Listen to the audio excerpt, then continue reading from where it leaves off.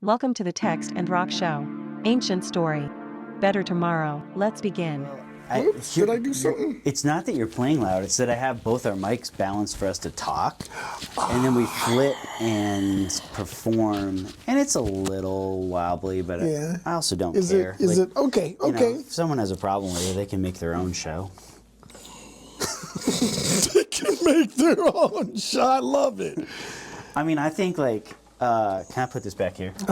Absolutely. I think that's like the path of the artist that I didn't know until we really got into the weeds. Mm-hmm. That like you actually are healing yourself in the journey. That's why you do it. That's why you do it. It actually is irrelevant. And Right, the worst right. art is made for people who kind of have like top 40 tastes. Mm-hmm. Do you know what I mean? So like, Yeah. so like the place to be in is actually not giving a flying fuck how it's perceived, and just like making it, you know. Yeah. And Yeah. and I think every artist comes from a different perspective. A different Do you know what I perspective. mean? Like, Yep. Like, it would be so beneath you to just come out and play like, you know, a country western rhythm every time. Every or time. something. Yeah. Do you know what I right. mean? Yeah. And like for me, like I don't know everything, but I know a lot about the well that I'm writing poetry out of. Yes. You know? So like yes. for me to try to pull it back and like write about biblical literature and archaeology and the implications of how we think about divinity for like a 7-year-old, like I'm pretty sure churches and synagogues and mosques are filled with people that do not think very complexly Right. about their right. tradition and where it fits in anthropology. Mm-hmm. So for me to come out and write for those people is such a waste of my time. Like Yeah. nothing could be more boring. Yeah. So yeah. I think that's been the freedom of not being a pastor anymore and instead just saying, this is what I actually think. Mm-hmm. Take it or leave it. Right. You know? Right. And they do. So it is what it is. Yeah. So you can do whatever you need to do. I'll just edit out. Okay. We can just pause and let you text. It's not a big deal at all. All right. Just don't let me forget.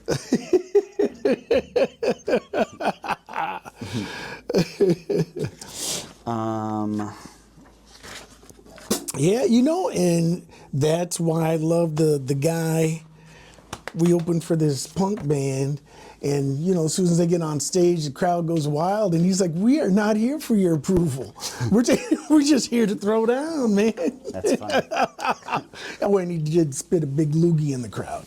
I That's mean, so a gross. big loogie. That's But so gross. They loved it. The grossest thing that's ever happened to me at a punk rock show, I was shot with a beer hose, and then I was at a music festival like all day. Oh, so, And I tried to buy like a T-shirt and change my shirt. It was the grossest experience in my life. Do you know what I mean?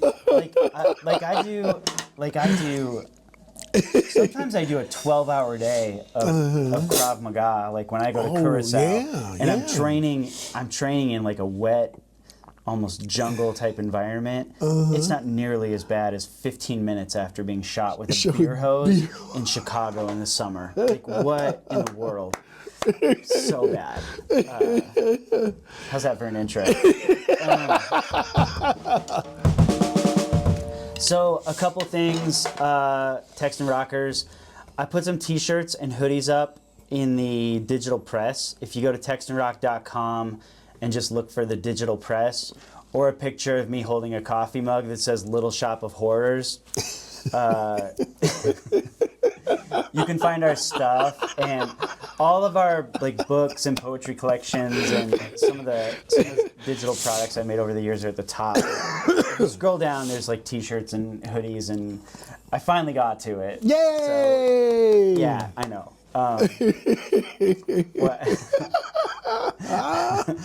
Okay. Right. Can I go out on a limb? Yeah. And I do read. I can read, not very well. I digress. I think I had heard a story about a priest or just somebody who's really in you know, you would see as very devout and no doubts. And Was it O.J. Simpson? Just kidding. It could have been. No, go It ahead. could have been. Sorry. No, I'm sorry. Man. Go ahead. No. But they said something like this. I don't know if there's a God, but I feel better living this way. Yeah. Yeah. No, that's a great insight. Yeah. One of my favorite books is The Life of Pi. The book is way better than the movie. Yeah, It's where the kid's on a boat with Richard Parker, the tiger. Oh, right. And the book is a masterpiece. It's Is it actually really? written by a philosopher. Oh, wow. Not just an author. Like the kid was like super into philosophy. Yeah. And right at the front, he says, I have a story to help you believe in God. Yeah. And he tells this story, right, of how this kid is trapped on a boat with these animals, and the tiger eats the other animals, and somehow he makes it and survives with this tiger. And at the very end of the story, you find out that it wasn't a tiger and that it wasn't other animals. He was trapped with some really brutal humans on a lifeboat that ate each other and killed each other. And he witnessed his own mother murdered. And it goes like really, really dark.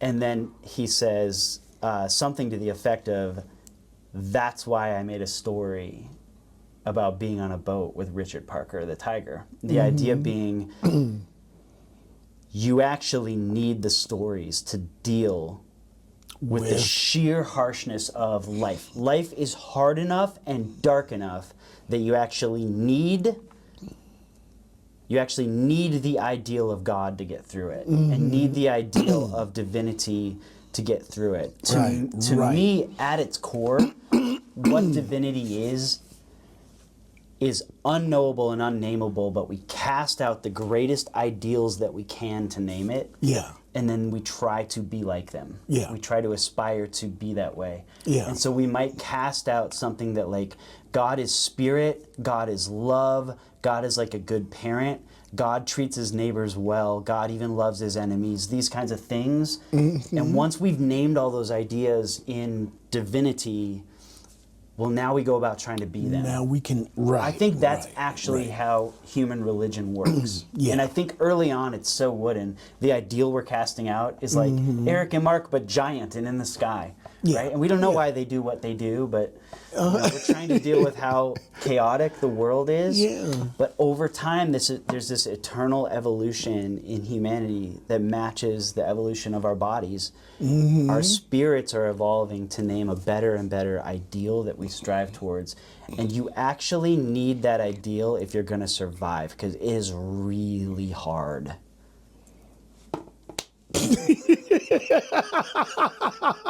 Have a good day. No. Okay, so I switched what we're going to do. Here's a poem about God. Okay. It's called You're Only a Watcher. Okay. That is, you're only an observer. You only get to see everything around you. You don't get to make it or decide what it is. Okay. All right, it goes like this. Have the humility and awareness to open your eyes to the unseen, and you will find the face of God. I don't mean spirits or demons or old gods disguised as just another object. No. You're invited to the thing behind all things. Big Bang's banger, electricity and lightning, fortitude in a blood cell. The only wisdom frightening enough to hold light and dark matter in one weird science jar and say, oh well, let's just see what you have to say to the morning sun that brings in day. You can predict it will arrive and leave,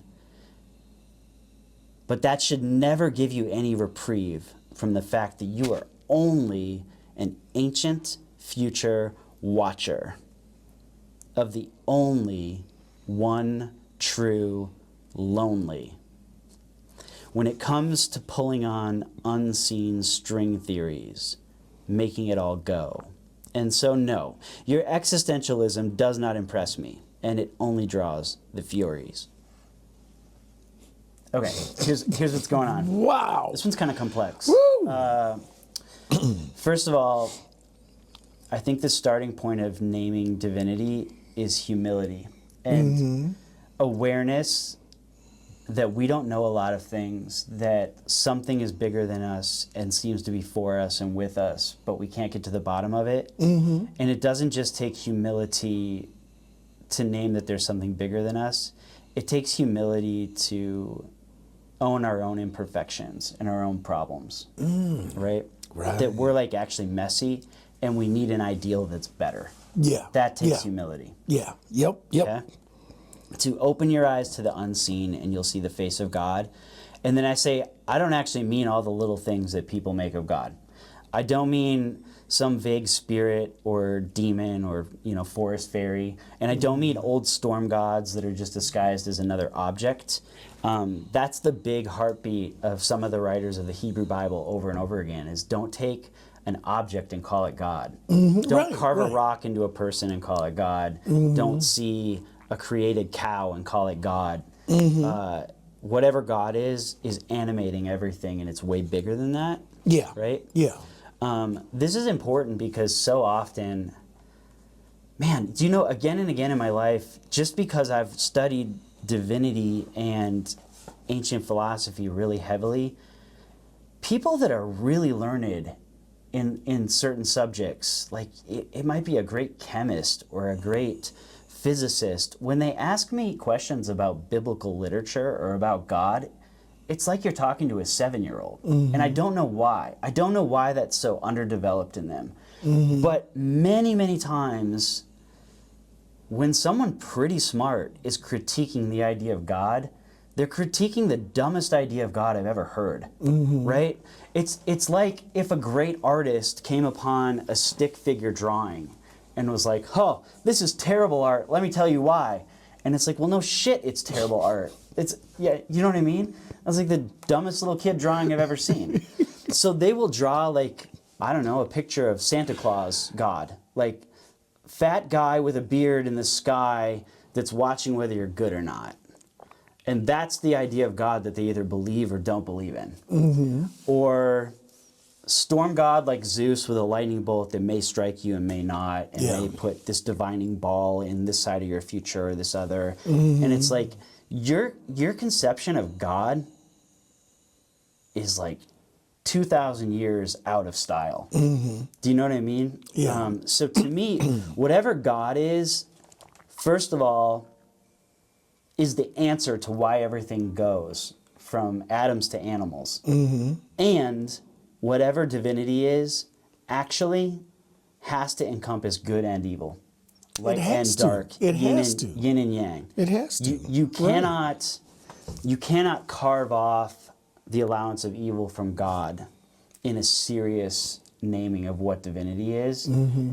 And you don't get to decide if it's another way. You're just the observer. That's why the whole poem is like, you're just the watcher. You just get to look around and try to notice. Right, you're just a wheel watcher. Just a wheel watcher. Sorry. That's all right. Do you know, like a while ago? Really not. No, a while ago, you just like quipped to me like, turtles all the way down. I say that to myself all the time now. Whenever I come across any idea that's like a little too heady for me, I'll be like, turtles all the way down. Yeah. Oh my God. So like to me, these are better. Like stop seeing God as like one image from the Old Testament or from a pastor's sermon, and start seeing God as like this like buckshot of things you can't really explain. Like, there was a Big Bang, but you sure couldn't make one, right? That like you put a seed in the ground in the soil and you give it water and sunlight and it grows out of the ground really predictable, but you sure like didn't do it. You provided the circumstances through watching, but you sure didn't like animate it. Right. Why did any cells in your body know what to do? Right. Isn't that weird? Right. Yeah. I mean, like the whole world around us is magic, if you have eyes to see it. And we walk around so cynical thinking we've answered all the questions there are to answer. And actually all we've done is observed what is.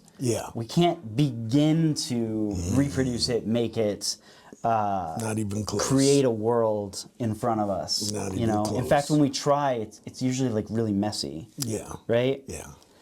So, yeah, I say God's all these things, enough to hold light and dark matter in one weird science jar and say, oh, well.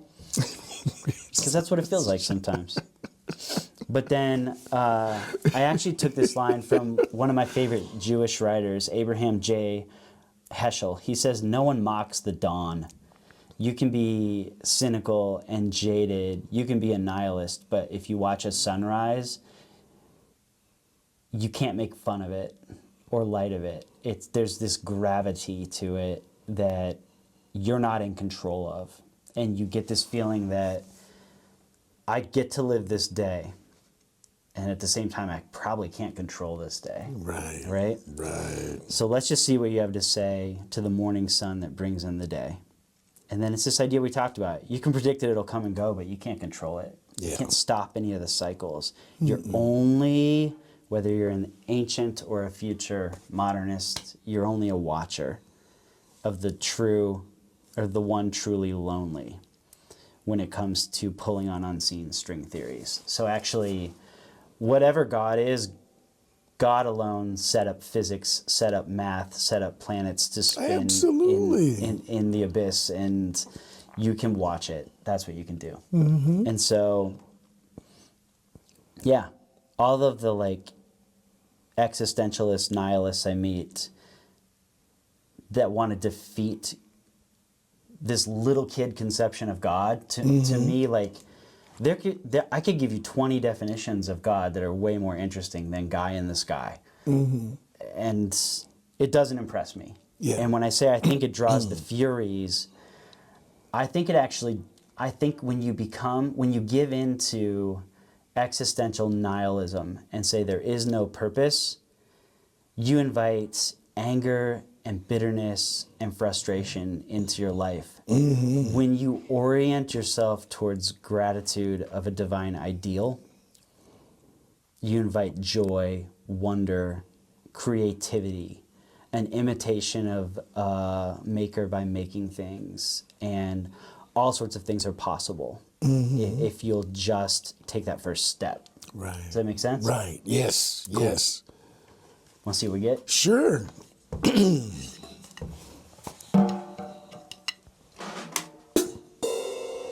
That was my contribution. That was great. That was better than a stick figure. I do what I can.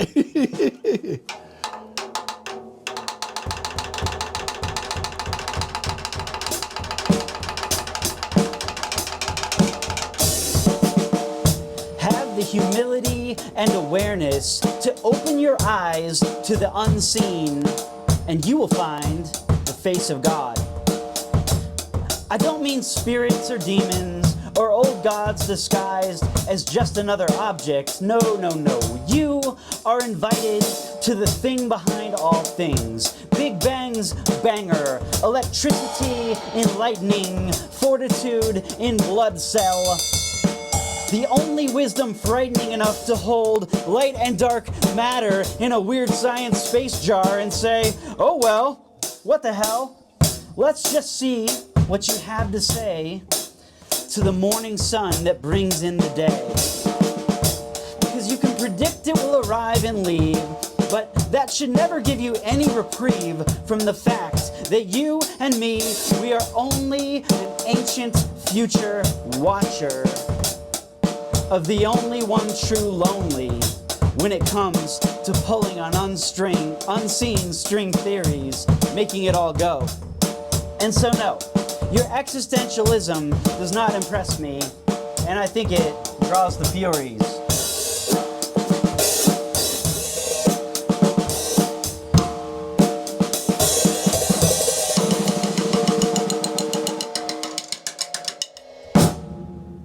That was sweet.